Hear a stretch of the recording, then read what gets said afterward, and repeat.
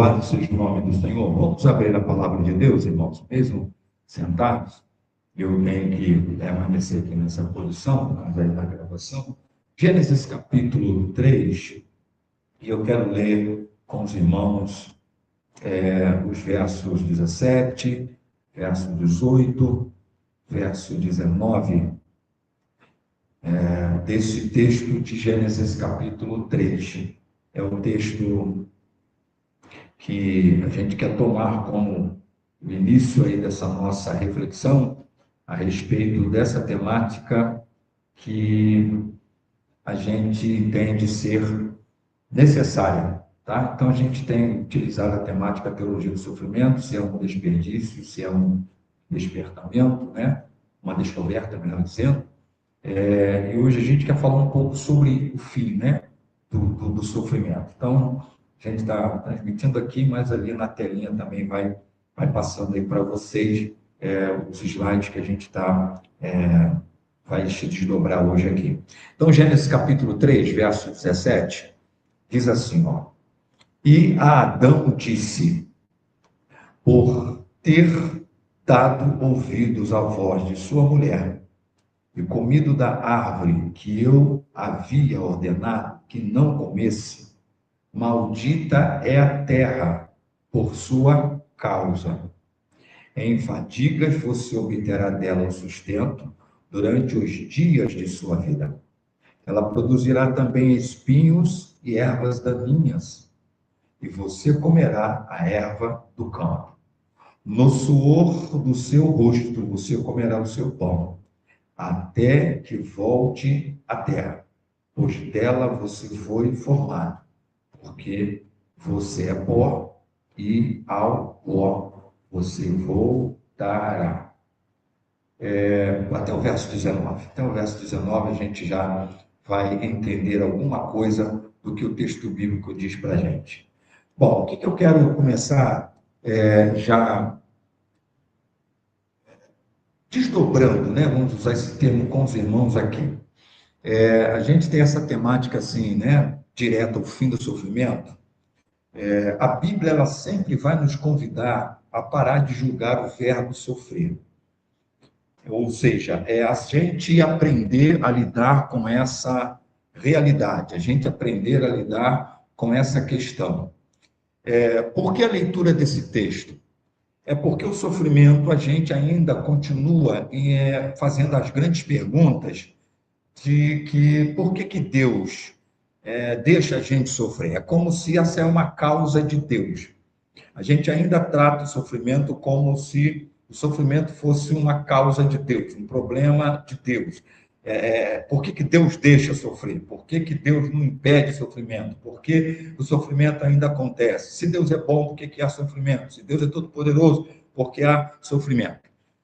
Quando a gente lê um texto como esse, a gente já aprende logo nessa narrativa do Gênesis, capítulo 3, a gente só leu do verso 17 até o 19, mas o próprio capítulo inteiro já vai mostrar, né, a narrativa de homicídio e etc. O primeiro pecado, né, quer dizer, depois, né, de Adão e Eva desobedecerem, o primeiro pecado que já vai sendo descrito lá no capítulo 4, que é de Caim e Abel, mas o capítulo 3 já vai mostrando para a gente essa realidade de que o sofrimento não é um problema de Deus, o sofrimento é um problema nosso.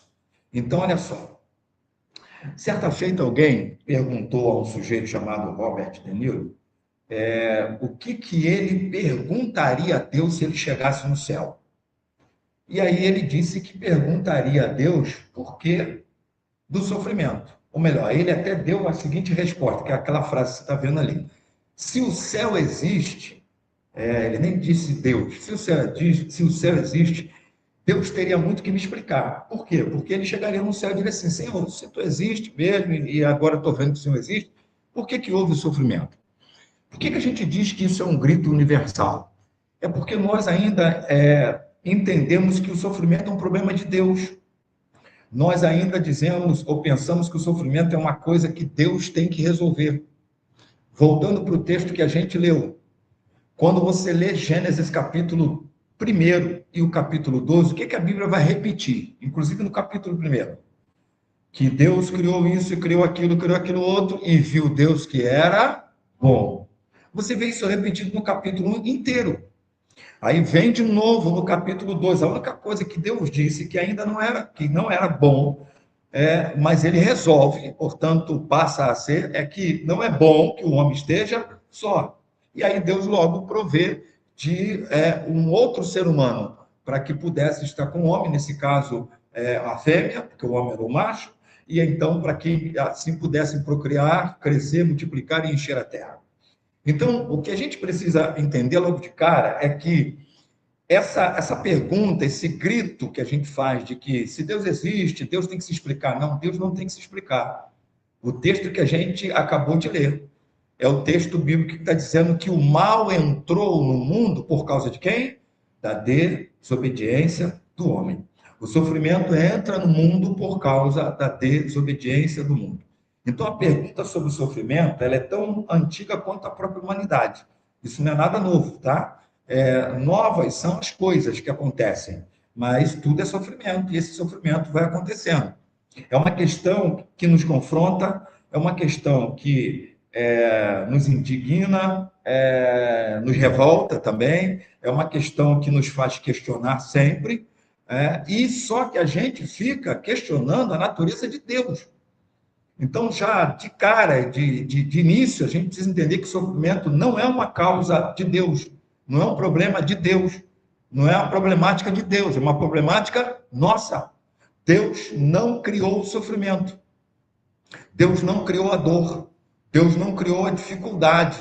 Deus, ele criou o homem. Tudo quanto Deus criou, a Bíblia já vai afirmando. É só ler o capítulo 1 do Gênesis. Viu Deus que era bom.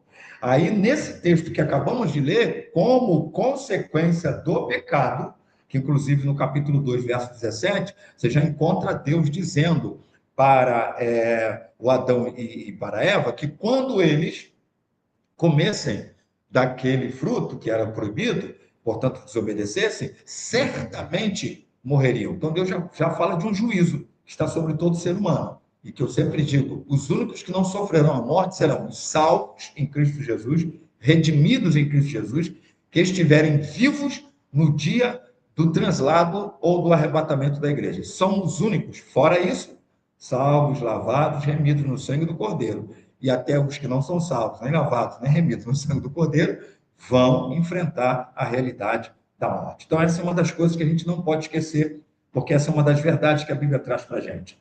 Outra coisa importante é o seguinte: qual é a proposta, então, que a gente precisa ter?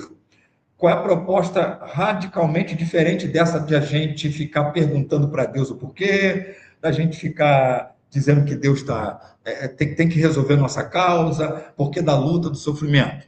Bom, olha o pontinho de interrogação ali, se o sofrimento não é um problema divino, ela é uma questão nossa, como é que a gente enfrenta isso?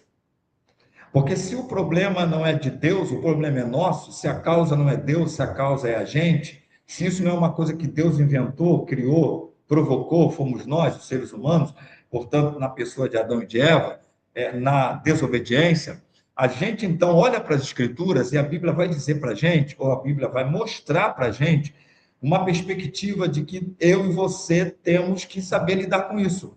Então, o que a gente coloca ali é que a perspectiva bíblica, ela vai argumentar que o sofrimento não foi originado em Deus, foi originado em nós, na pessoa de Adão e de Eva, na desobediência original, e nós continuamos a desobedecer. A gente vai ver isso também nessa reflexão de hoje.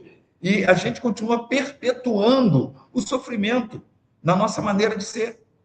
E esta é a maneira como a gente vai tratar isso aqui. Então, qual é a proposta radicalmente diferente que a Bíblia diz para a gente? Ao invés de a gente ficar perguntando, Deus, onde tu estás? Deus, por que o sofrimento? Deus, por que a dor? Deus, por que eu? Deus, por que fulano? Deus, por que Beltrano? Ao invés de a gente ficar questionando Deus, porque o problema não é Deus, nem tem a ver com Ele, apesar de que Ele, por sua graça e misericórdia, nos capacita e nos ajuda a enfrentá-lo, mas é um problema nosso, a gente que arrumou. E a gente que ainda mantém isso, de alguma forma, na realidade do ser humano. Então, qual é a proposta radicalmente diferente e bíblica? Bom, se a causa não é de Deus, a causa é nossa? Se o problema não é de Deus, o problema é nosso, como é que a gente encara isso? Como é que a gente entende isso? Como é que a gente enfrenta isso? A gente precisa entender algumas coisas para que, de fato, a gente possa fazer conforme as Escrituras nos ensinam. Uma coisa muito importante que a gente precisa entender. Se você ler o capítulo 5, lê comigo o capítulo 5, verso 1 e 2 de Gênesis, que tem um negócio muito interessante aqui. Deus é um Deus triuno. Deus Pai, Deus Filho, Deus Espírito Santo. Então, Deus é uma família. Deus é uma unidade. Quando Deus cria o homem à sua imagem e semelhança. Olha só como você vai ver o texto do Gênesis, capítulo 5, verso 1 e 2. Este é o livro da genealogia de quem? De Adão. No dia em que Deus criou o ser humano, a semelhança de Deus o fez. Olha só o plural. Deus os criou, homem e mulher. E os, está no plural também, abençoou e lhes deu o nome de ser humano no dia em que foram criados. Em algumas Bíblias diz assim, ele lhes chamou de quê? De Adão. Depois você perceber que a Bíblia está falando que Deus criou o homem, que é o original da palavra Adão, tá? A original da palavra Adão foi... Original, me ajuda, tá? Que a gente vai passando lá. O original da palavra Adão, tá, já estou no outro. O original da palavra Adão é o original humanidade, ser humano. Então, olha só que coisa interessante. O texto diz, Deus os criou, Adão e Eva. Deus os abençoou e Deus os chamou de quê? De Adão. Por que Deus chamou de Adão? Porque Deus está falando de uma criação que foi a sua imagem e semelhança. Por isso que Deus cria família. Deus cria, não é mais do que um casal, Deus cria família. Por isso que, apesar de serem dois, Deus chama de um. Deus chama de Adão. Então, na sua Bíblia está Adão, na sua versão, a versão que eu estou lendo, leu humanidade, ser humano. Por quê? Porque a palavra Adão, no original, significa isso. Então, veja como a Bíblia vai nos ajudar a entender isso aqui. Vamos lá, vamos para outro slide. Olha só, qual é o diagnóstico que a Bíblia tem para a gente? Uma fratura na criação. Por isso o quadrozinho ali está quebradinho.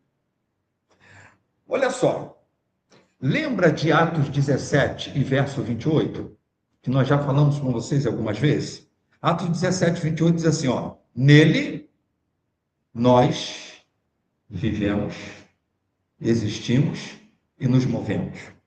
Quando o pecado vem, Adão, Eva, pecam, são destituídos da glória de Deus. Bom, se eu só existo e só vivo nele, e o pecado me desconectou dele, qual é a consequência disso? Não é morte só. Deixo de existir. Essa é a lógica bíblica. Deixo de existir. Porque o pecado me desconectou dele. E eu só vivo, só existo e só sou nele.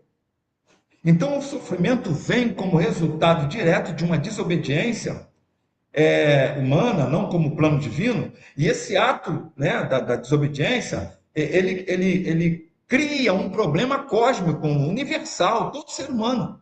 Então, não foi um problema só para Adão e Eva, que inclusive foram expulsos do jardim do Éden, mas como eles eram os progênitos da criação, portanto, é a partir deles que todos os outros seres humanos chegaram nessa terra, chegaram à existência, porque Deus dá a ordem de crescer e multiplicar e encher a terra. Então, eles não só trouxeram uma consequência para eles, mas trouxeram uma consequência para toda a humanidade. Então, o ato dessa humanidade teve uma implicação cósmica. Por quê? Porque o Adão é a humanidade. Adão é a humanidade, representa todo homem. E aí, por isso que você vai ver lá em Romanos, capítulo 5, verso 12, o texto dizendo que, como por um homem entrou o pecado no mundo, todos pecaram. E depois vai falar do outro homem, que é chamado segundo Adão, Jesus, que também por ele entrou a vida entrou a salvação, e por isso todos podem ter vida nele.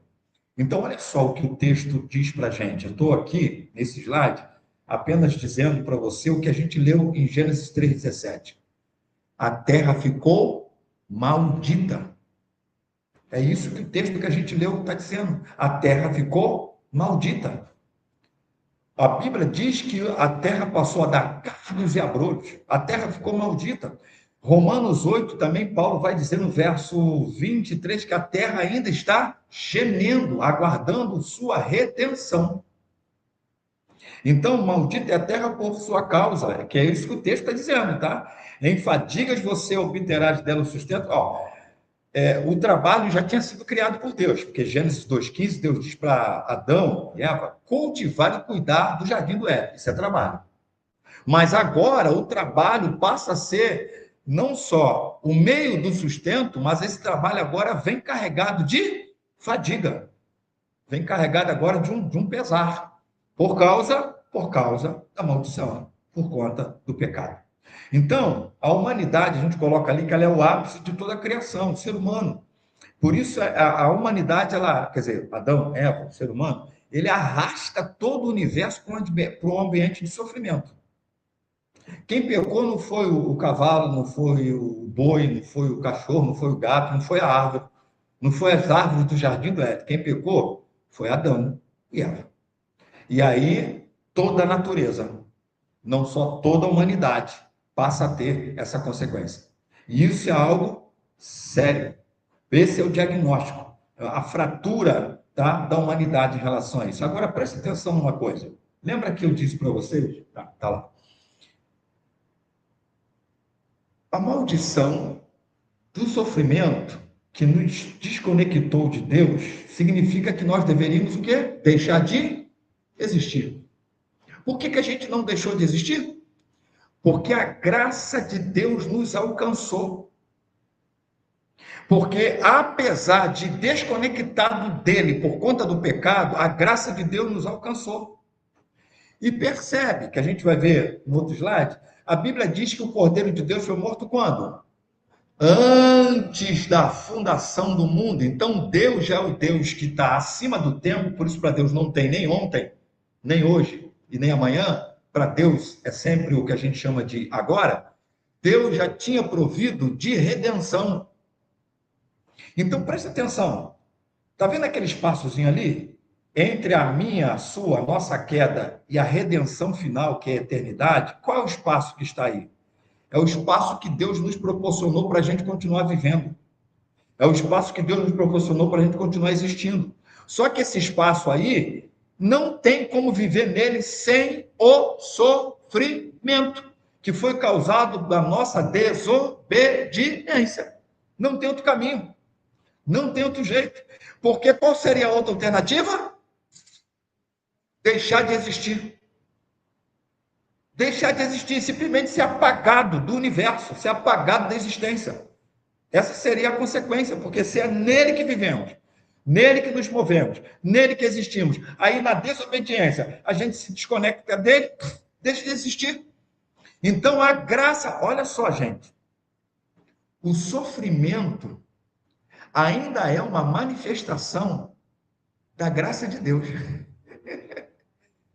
Dá para você entender isso?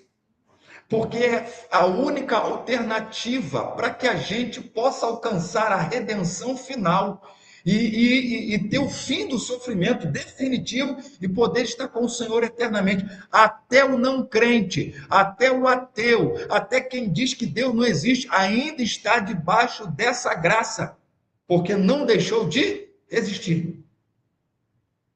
Por isso, irmãos, que é extraordinário a gente estudar a Escritura Sagrada para a gente ter a visão das Escrituras sobre as coisas.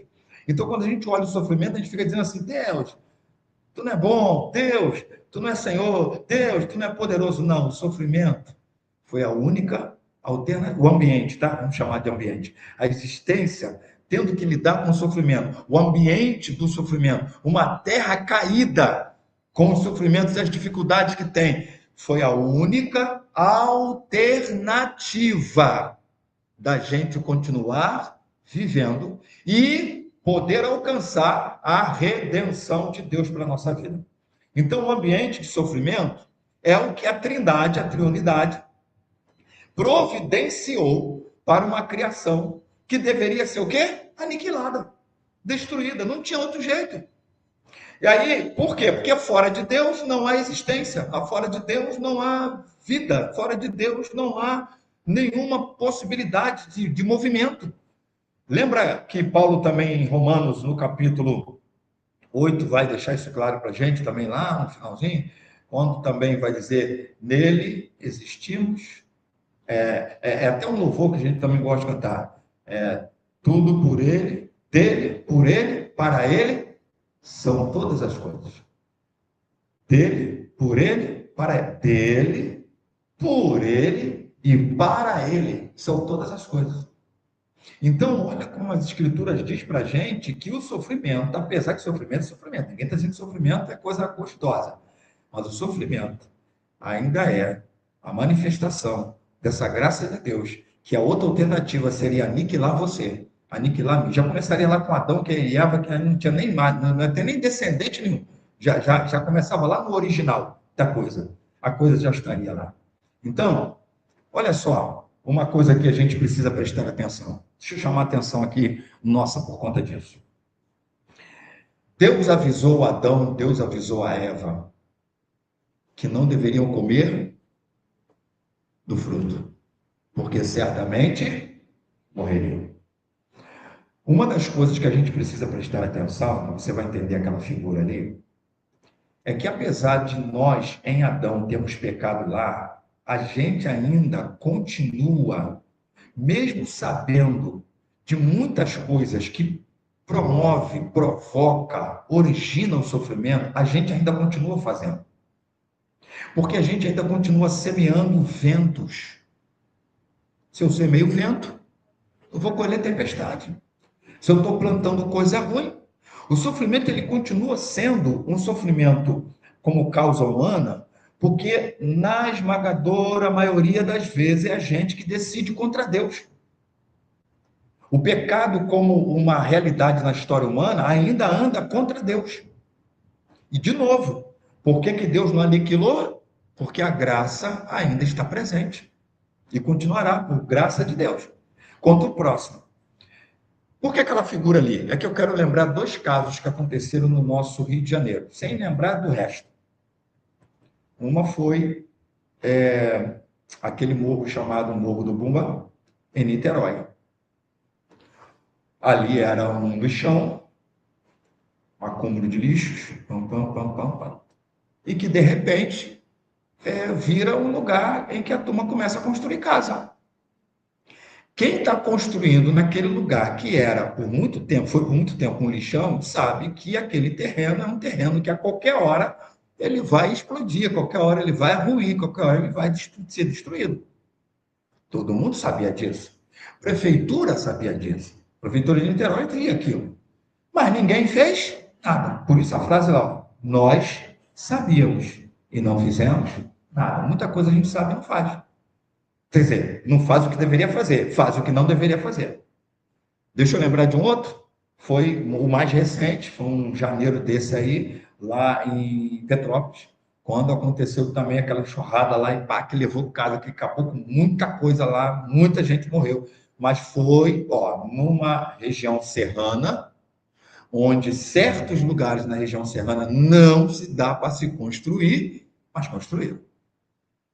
E aí, o que a gente continua fazendo? Eu estou dando só dois exemplos. Aí, quando, por exemplo, lá de Petrópolis aconteceu, aí pronto, aí quem é o culpado? Culpado é o prefeito, culpado é a prefeitura, culpado é quem construiu, culpado é todo mundo. Mas aí a gente financiou aquele sofrimento.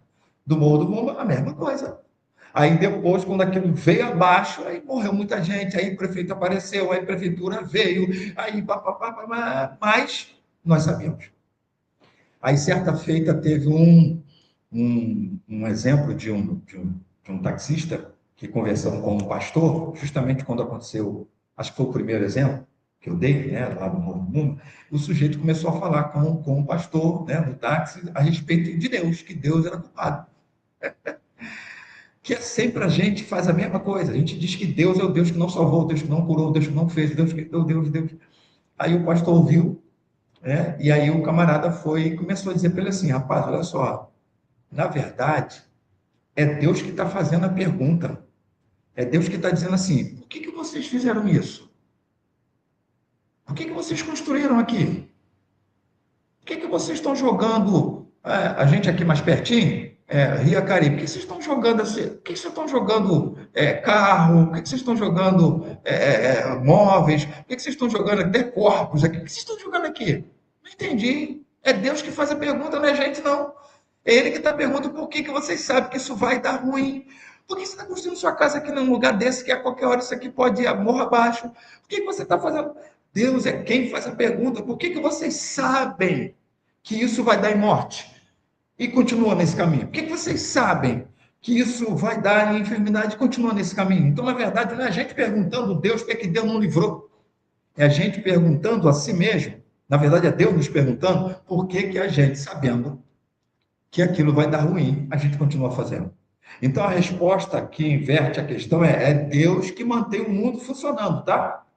Deus mantém o mundo funcionando, tá, gente? As estações estão no seu tempo certo. Tudo bem que tudo está acontecendo assim com mais intensidade, né? Calor está com mais intensidade. Nós aqui no Rio de Janeiro, Jesus toma conta, né? Vamos dizer Jesus toma conta porque está bravo, né? Mas, ó, cada estação no seu devido tempo.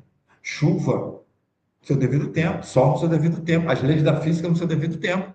Os 75% de água do planeta Terra está no seu devido lugar. Não invadiu os 25% restantes, não. Por quê? Porque a Bíblia diz que Deus colocou o limite no mar. Deus está fazendo a parte dele. Quem é que não está fazendo a sua parte?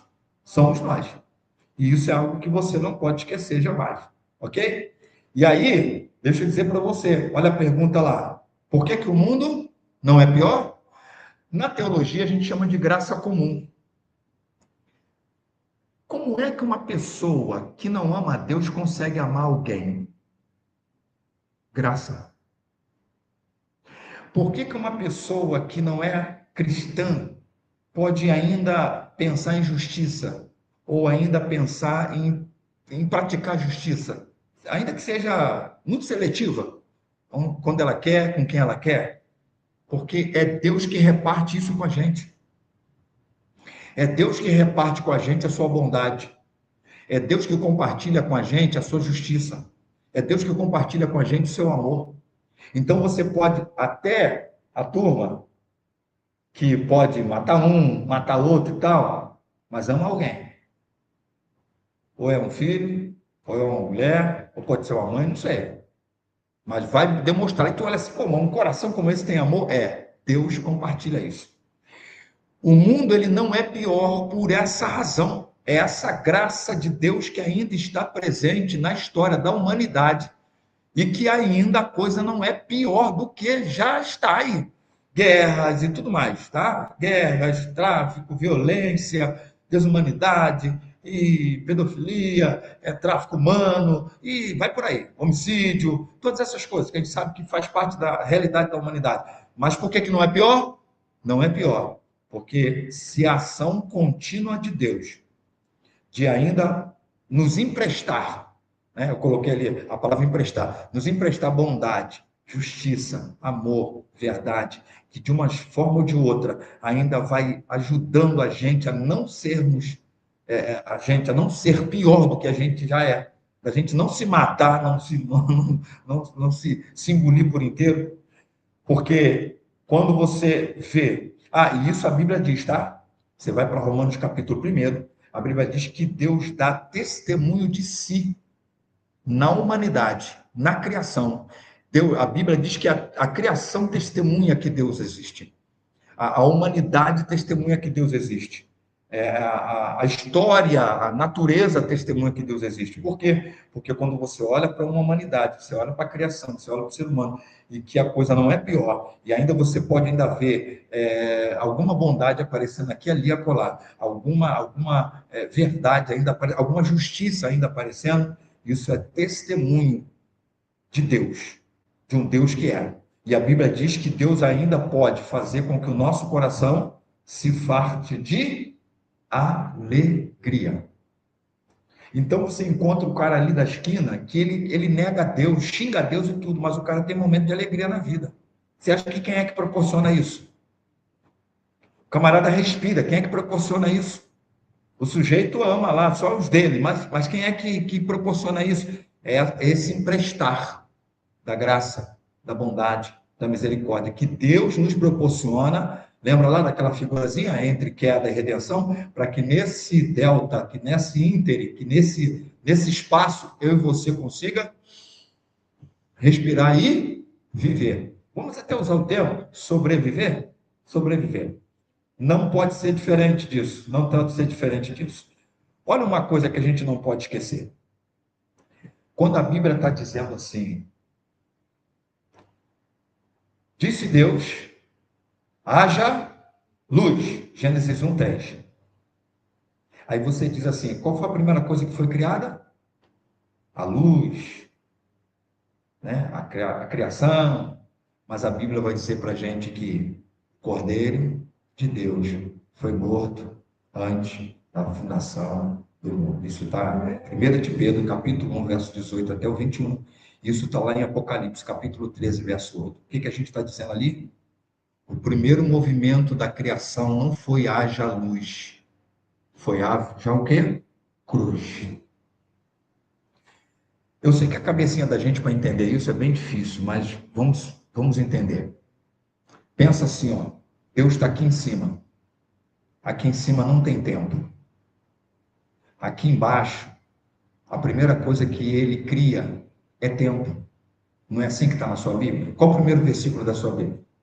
No princípio. Opa, princípio para quem? Para mim, para você.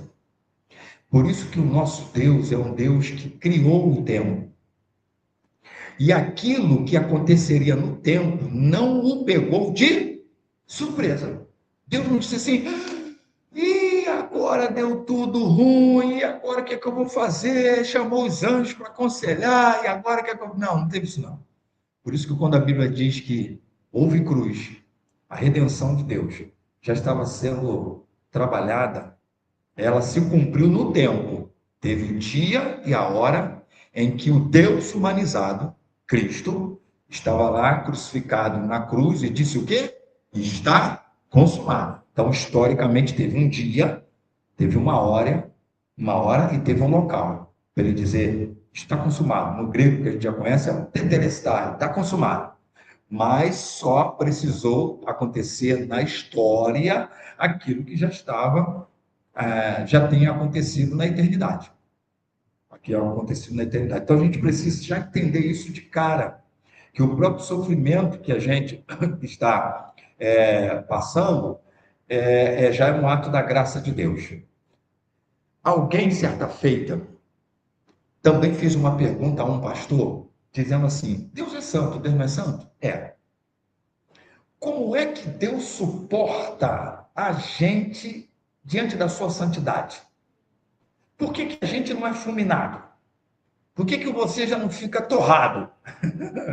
Por que você não é torrado?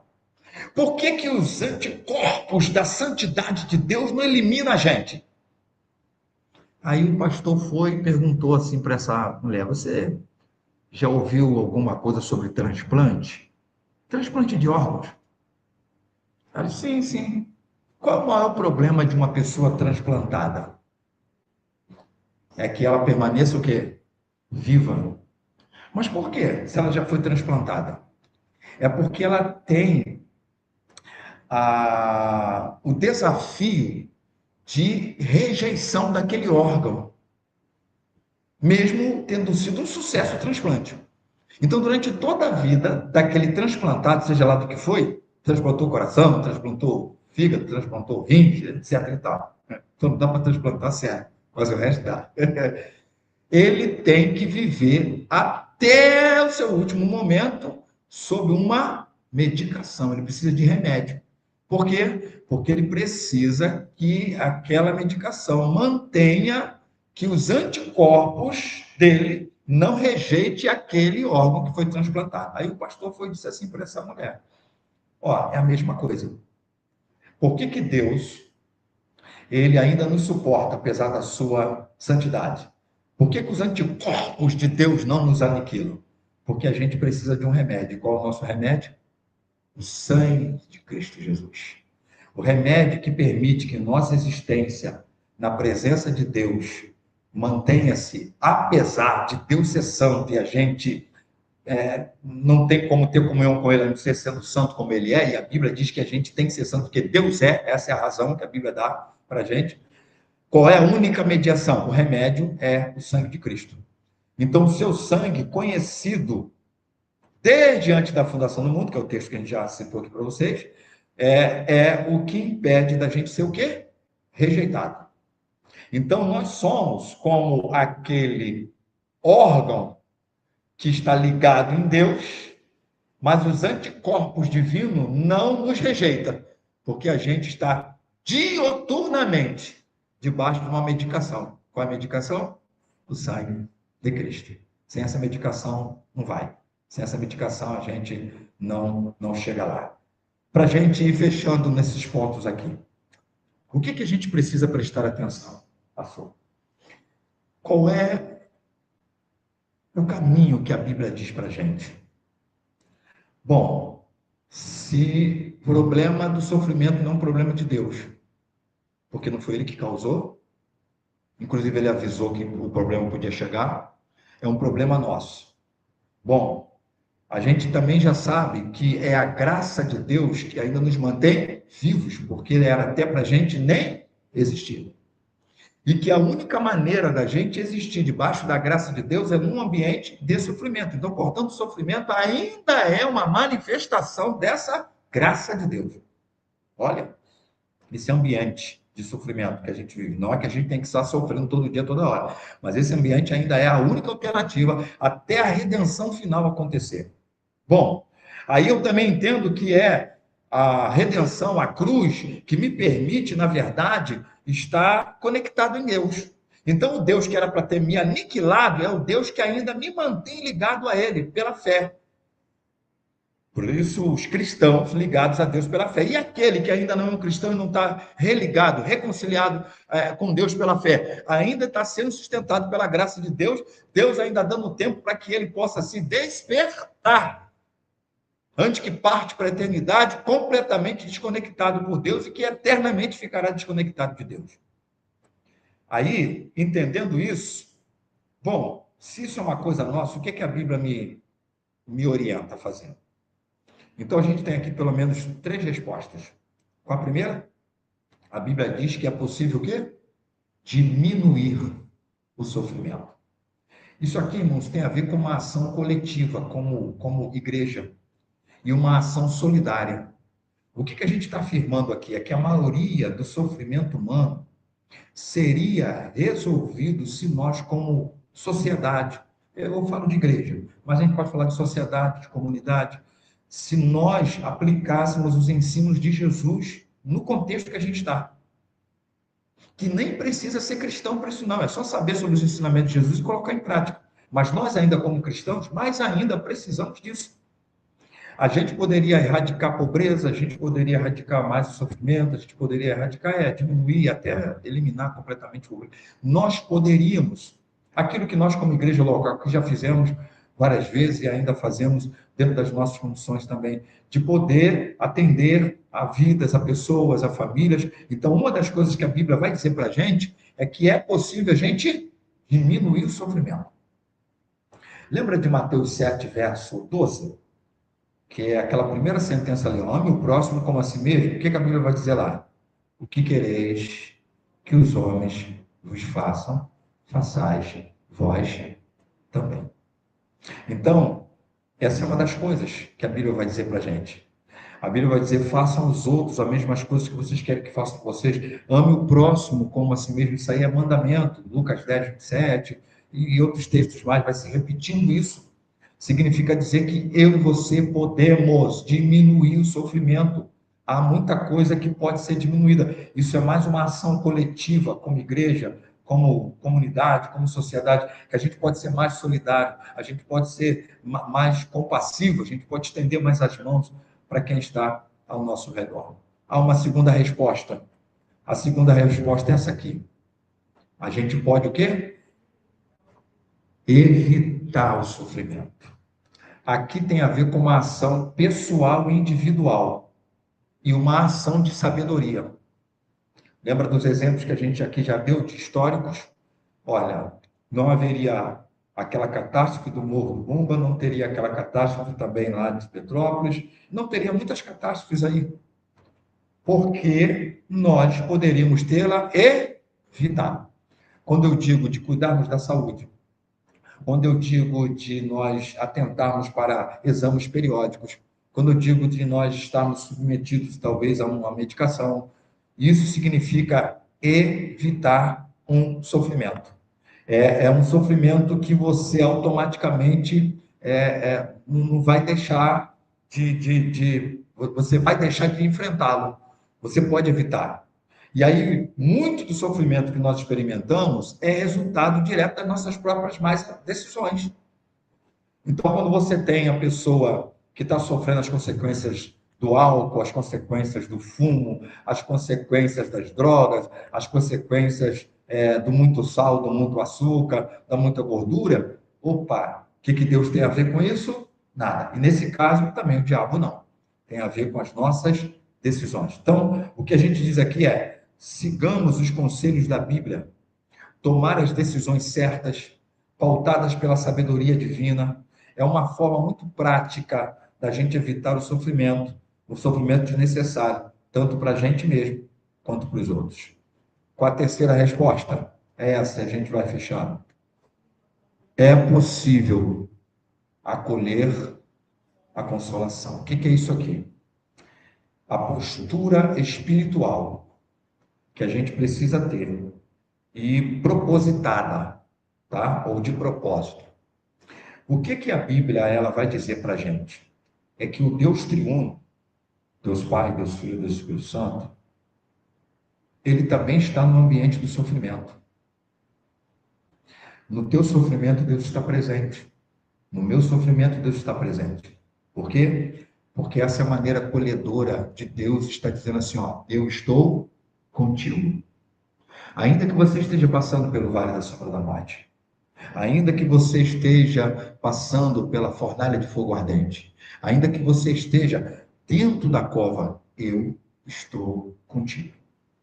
Essa maneira acolhedora é Deus dizer que ele não está assim, tipo, estou nem aí para você. Não, Deus está conosco. Ainda que a gente passe por um processo, ainda que não aconteça a solução do problema no nosso tempo, mas essa postura aqui dizer que Deus não é indiferente à dor de nenhum de nós. Deus não é indiferente à tua dor. Por quê? Porque a gente pensa errado, porque a gente pensa assim, se eu orei agora, quando é que Deus tem que atender? Agora.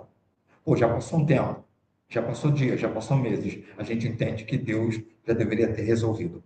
E aí, se não resolveu, a gente diz que Deus está imune. Não, Senhor. A Bíblia diz que Deus está presente. Ele não é indiferente. Ele não é imune à sua, à minha, à nossa dor. Quando a gente olha para as Escrituras, a gente tem gente que passou muito tempo com sofrimento. Mulher do fluxo de sangue, 12 anos. A gente tem o paralítico na porta do templo, 38. Deus esteve imune? Não. Tanto que o dia chegou. O dia da vitória, o dia da bênção, o dia da cura, o dia do milagre. Então, qual é a nossa posição aqui? É que o nosso coração esteja aberto. Permitir que Deus te console em meio à sua tribulação, para que você, inclusive, possa consolar outros em meio às suas tribulações. A gente está fechando, mas deixa eu ler esse texto com você, 2 Coríntios capítulo 1, porque esse texto ele é muito importante a gente também entender. Enquanto a gente está passando por momentos de tribulação, Deus está consolando a gente, mas Deus também está preparando a gente para que a gente possa consolar a outros. E isso é importantíssimo. 2 Coríntios capítulo 1, verso 3 diz assim, ó, bendito seja o Deus e Pai de nosso Senhor Jesus Cristo, o Pai de misericórdias e Deus de toda consolação. Olha que coisa maravilhosa. É Ele que nos consola em toda a nossa tribulação. Para que, pela consolação que nós mesmos recebemos de Deus, possamos consolar os que estiverem em qualquer espécie de tribulação. Porque assim como transbordam sobre nós os sofrimentos de Cristo, assim também, por meio de Cristo, transborda o nosso consolo. Então, Paulo, o texto vai prosseguir, mas só esses 4 versículos, esses 3 versículos, do 3 ao 4, né? Ao versículo 5, 3, 4, 5. É isso, é a gente aprender com o sofrimento. Deus usa todas as coisas para o nosso bem e crescimento. Lembra de Romanos 8, 28? E sabemos que todas as coisas contribuem para o bem daqueles que amam a Deus e são chamados pelo seu decreto. Irmãos, ninguém precisa correr atrás de sofrimento. Ninguém precisa pedir sofrimento. Mas, infelizmente, por um lado, porque é pelo chão do sofrimento, é o único caminho da gente ver coisas extraordinárias de Deus e aprender coisas extraordinárias de Deus. Deus usa todas as coisas, inclusive o sofrimento pelo qual nós passamos. Deus também pode tratar desse caminho e nos abençoar. E, ao mesmo tempo, ele vai nos tornar o quê? Consoladores. Aí a Bíblia está dizendo assim, use a consolação que você recebeu para ajudar outros também. E a gente fecha com essas afirmações aqui, ó. Ficou faltando uma letra ali. A vitória do ser humano não é não sofrer. A vitória do ser humano não é não sofrer. É essa frase que eu mudo aqui, esqueci. A vitória do ser humano não é não sofrer, mas não ser o quê? Derrotado pelo sofrimento. Por isso que a Bíblia diz para a gente que nós somos mais que vencedor. O que é mais que vencedor? É que o inimigo ele pode ainda não ter sido derrotado, mas ele não te derrotou, ele não te paralisou, ele não te fez regressar. Ele, apesar de estar lutando, você permanece de pé. Quem te sustenta? O Senhor. Quem te fortalece? O Senhor. Quem te dá graça? O Senhor. Até o momento que a Bíblia diz que a enfermidade, a luta, a tribulação, ela é leve e momentânea. Leve quer dizer, ela pode ser suportada por você até enquanto Deus sabe que você pode, consegue, e ela vai ter sua data de validade. Então, a gente não pode esquecer jamais essa grande vitória. Então, a vitória do ser humano não é não sofrer, mas é não ser derrotado pelo sofrimento. E aí a gente fecha com essa frase aqui. Qual é a promessa final? Isso está em Apocalipse 21, do verso 1 até o 4. Ele enxugará dos nossos olhos toda lágrima, e a morte já não existirá. Não haverá luto, nem pranto, nem dor, porque as primeiras coisas passaram. Ou seja, o sofrimento terá um fim. Essa é a nossa temática aqui, de falar que o sofrimento, ele verdadeiramente terá um fim. Por isso, irmãos, nessa noite, nós estamos iniciando o que a gente chama de um propósito, tá? De estarmos ensinando a palavra e agora nós vamos levantar um clamor por todos os nomes que a gente já colocou aqui na nossa caixinha e que nós também sabemos que o Senhor, nosso Deus, ele pode, tá, trabalhar em nosso favor, ele pode agir de uma maneira especial, tá bom?